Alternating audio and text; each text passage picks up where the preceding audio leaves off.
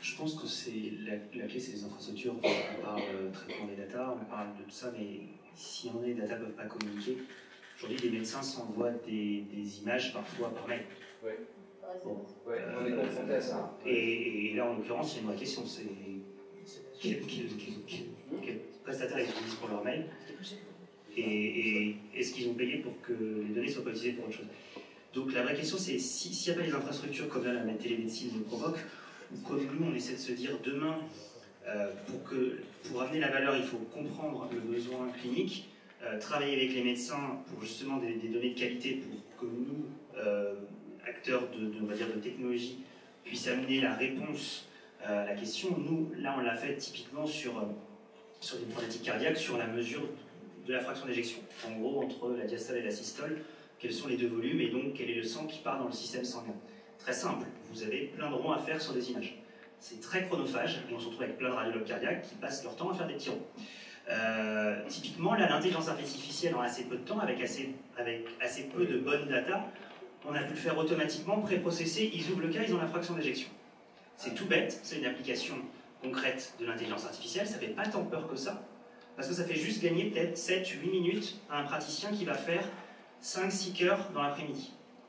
Calculé, ça commence à avoir un impact, et l'impact il est aussi que je pense que la segmentation que le médecin va faire le lundi matin et le vendredi soir n'est pas la même.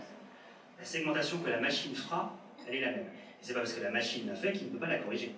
Donc je pense qu'aussi sur la qualité des datas, l'intelligence artificielle, ça va être comment la machine apprend, et encore une fois l'infrastructure, c'est-à-dire que si on fait quelque chose de pas bien avec l'intelligence artificielle, le praticien sera tout à fait à même de le corriger.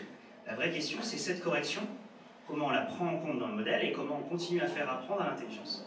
Infrastructure, et donc cloud, et donc, attention, ça fait peur. Mais donc l'infrastructure est au cœur. Et le travail avec les praticiens, et le travail avec les médecins, et le travail avec les hôpitaux, d'où l'IT. Nous, on veut travailler avec les IT, on veut que le système soit sécure, mais elle est de toute façon sur la collaboration de tous les acteurs.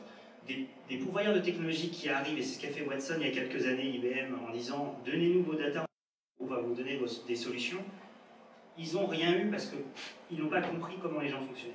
Nous, on est tout petits, c'est plus facile, je n'ai rien contre IBM, mais nous, tout petits, on s'est dit bah, comment on peut passer par le trou de souris, c'est essayer de comprendre un problème, essayer de le résoudre, et une fois qu'on l'a résolu, ils nous disent ah bah oui, ça marche bien. Et la vraie question, c'est, comme on disait tout à l'heure, aujourd'hui, il y en a beaucoup qui disent que ça va changer, et peu qui disent qu'ils veulent l'appréhender. Et nous, on l'a vécu, mais une fois que, par exemple, typiquement sur la fraction d'éjection, on leur montre que pré-processé, on leur donne une solution, ils disent ah ouais, moi je veux ça. Et donc en fait, si on répond à leurs problématiques, ils l'adopteront. Si on parle juste comme ça, big data, solution intelligence artificielle, je pense que naturellement il y a une crainte. Donc je pense que c'est tous les acteurs qui doivent travailler ensemble pour pouvoir montrer l'intelligence et les résultats.